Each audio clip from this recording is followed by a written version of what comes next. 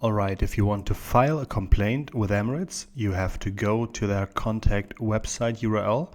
I'll post the URL in the description below this video. And then you find a pull-down menu. On the left hand, you select feedback. And then on the right hand, you can create a subtopic where you can choose complaint. A new form is being loaded.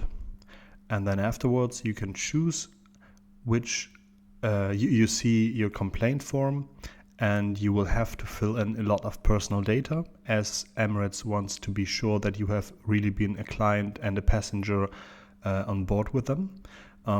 If you have, you should enter your Emirates Skywards number. You have to enter your country of residence.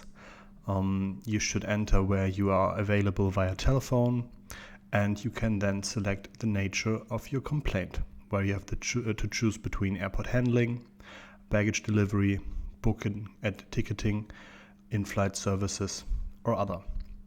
Emirates is asking you for the ticket number and the flight number. The other information is optional.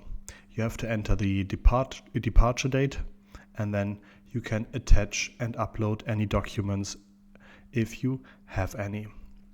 In the comment section at the end, you have 3,000 characters to explain the nature of your complaint, and at the end you have to solve a CAPTCHA.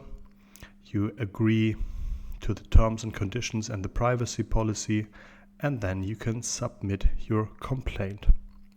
I really suggest that you choose this way, because then you have a written form of history. If you have a longer forth and back communication with Emirates, but you can also choose to call them via phone, and I'll provide you another link in the description below where you find all the phone numbers with Emirates. But again, I usually prefer a written statement, as it's easier for me to send out. I don't have to wait long in line on a phone line, and I have a written history of everything, of all the communication. All the best. See you soon. Thank you for watching.